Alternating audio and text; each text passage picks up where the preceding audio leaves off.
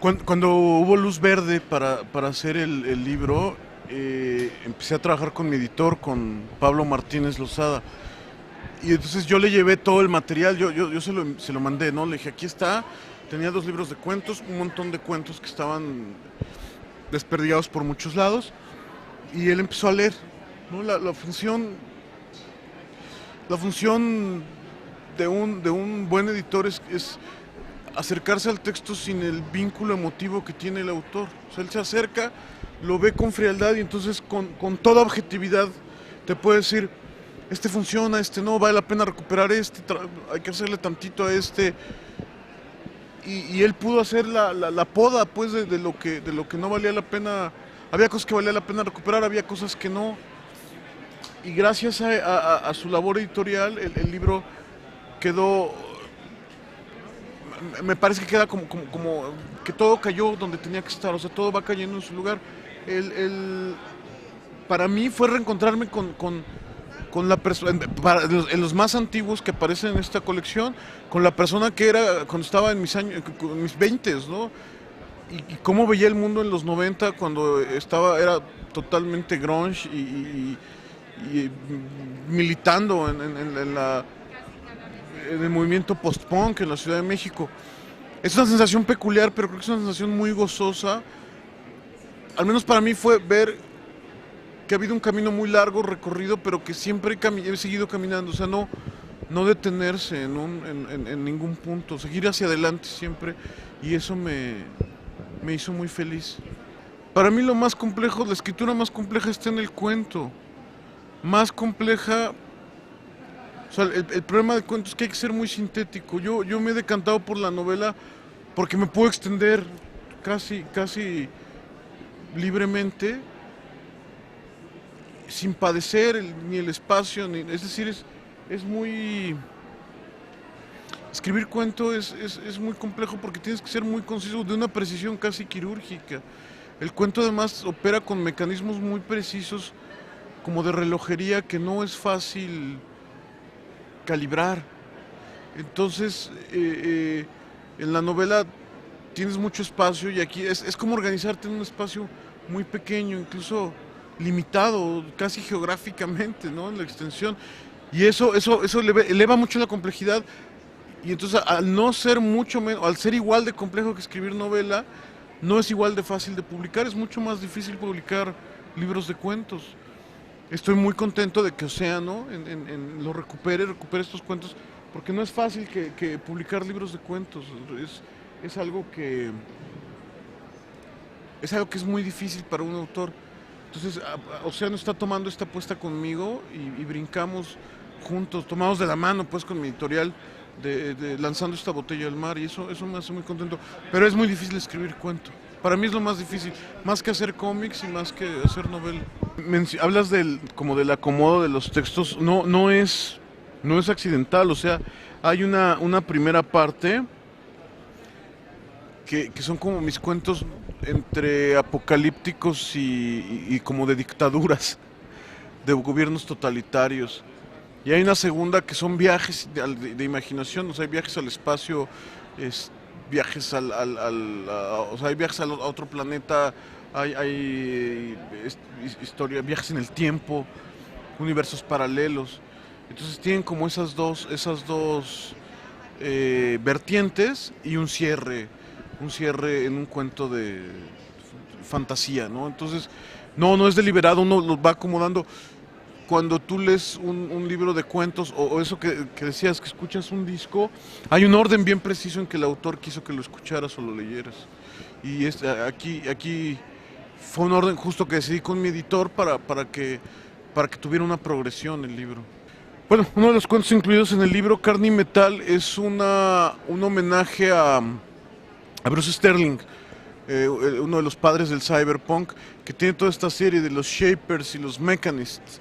Se supone que en algún momento la humanidad se divide entre los que hacen modificaciones genéticas y los que hacen prótesis digitales. Y, y lo que planteo dentro de ese universo, aunque no uso los términos de él, es que no importa cómo se separe, o sea, cuál sea esta separación entre estas dos culturas siempre van a estar íntimamente relacionados. Y entonces a partir de la idea de un amigo mío que quería hacer un cuento para niños de gravedad cero, es un niño que hace las preguntas como estas muy profundas que hacen los niños aparentemente de manera muy sencilla de dónde venimos, por qué somos así, quiénes somos. Y eso es un buen pretexto para explicar todo este universo de los formadores y los mecanicistas. Wonderama es uno de mis primeros cuentos. Es un universo, es como una distopía donde todo es como los comerciales de la televisión mexicana de los años 70. Entonces la gente come pura comida chatarra, van a los lugares que ya no existen, ¿no? Es como una pesadilla pop mexicana que esconde un secreto, esa distopía en la que está atrapado un muchachito. Entonces Wonderama, y le tengo mucho cariño porque en su momento fue finalista a un premio importante de ciencia ficción. Fue un cuento que me abrió más que abrir puertas, porque era yo un autor todavía muy joven, me hizo ver que podía contar historias. Entonces por eso le tengo mucho cariño a Wonderama. Cero Tolerancia es el cuento más punk que he escrito. Fue encargado para una antología era sobre qué pasaría si la derecha ganaba las elecciones en México. Esto todavía en los tiempos anteriores del PRI. Escribí el cuento que además me pasó algo muy peculiar, que ese cuento tiene dos predicciones que se cumplieron. Una es que cuando yo lo estaba escribiendo hablaba como del lema de la policía de cero tolerancia, y al poco tiempo el presidente Zedillo lo adoptó como lema: tendremos cero tolerancia con los transgresores de la ley. Y la otra es que yo planteaba ahí la posibilidad, en aquel momento remota, de que el gobernador de Guanajuato de aquellos años, que era Vicente Fox, se hiciera presidente. Y acabó haciéndose presidente. Este es un cuento en que está prohibido todo, o sea, está prohibido toda la contracultura, toda disidencia, toda forma alternativa de ser y manifestarse, está prohibida en este cuento. Es otra distopía que además creo que al final las cosas fueron mucho peores en México, pero le tengo mucho cariño porque es la única vez que he predicho futuros que se cumplen. Tengo una relación de toda la vida con los subgéneros, a través de los cómics, con la ciencia ficción, con la fantasía, con la policíaco también. Y la ciencia ficción es mi gran amor literario. Entonces, siempre que puedo vuelvo a ella. Es difícil porque es complicado mover libros de literatura fantástica y de ciencia ficción en español.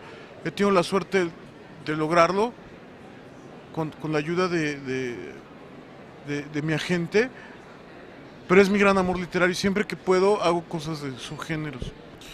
La situación de la ciencia ficción ahora, prefiero hablar como dice Alberto Chimal, de la literatura de la imaginación.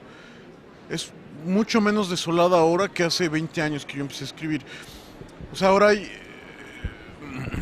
pues el hecho de que una editorial como Océano publique este libro es una gran señal para mí.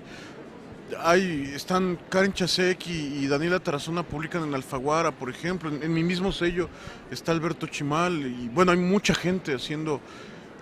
Océano lanzó este libro de Raquel Castro y Rafa Villegas, de Festín de Muertos, un libro de cuentos de zombies. O sea, esto está empezando a moverse hacia el centro. El caso de los cómics creo que es muy complicado porque hay muchos autores muy talentosos haciendo cómic en México, pero que no tienen vínculos con este gran mundo editorial y se ha mantenido todo muy subterráneo. Creo que poco a poco está surgiendo una escena que tiene que trascender eso, lo subterráneo, para llegar a este gran público lector. Pero es poco a poco, o sea, no está fácil, es el reto en este momento. O sea, si yo en este momento, una editorial grande, dijera, vamos a hacer una colección de novela gráfica, a mí me costaría mucho trabajo conjuntar 6 novelas gráficas para el próximo año. Entonces creo que el reto está del lado de los autores, con la obligación de poder demostrar que la novela gráfica y el cómic en México están a la altura de la de cualquier parte del mundo. Tengo dos cuentos favoritos, es como decir quién es tu hijo favorito, pero hay dos con los que tengo una predilección muy especial. Un cuento que se llama El llanto de los niños muertos, que es una historia de licantropía, donde mezclo a Alan Moore en su fase de Swamp Thing con Juan Rulfo. Y la otra es un cuento que se llama La Virgen Ahogada conoce al monstruo de Frankenstein, que es un cuento como del absurdo macabro, muy inspirado por Joe Lansdale. Esos serían como dos de mis cuentos, pero tengo muchos que les tengo mucho cariño. El oaxaqueño que está en Marte, que aparece en este libro, es otro de mis personajes consentidos. Solo mi invitación a que los lectores se acerquen los invito a que se acerquen a estos escenarios para el fin del mundo, que lo ojeen y que si los atrapa, pues espero que les guste, que lo lean si es que los logro atrapar.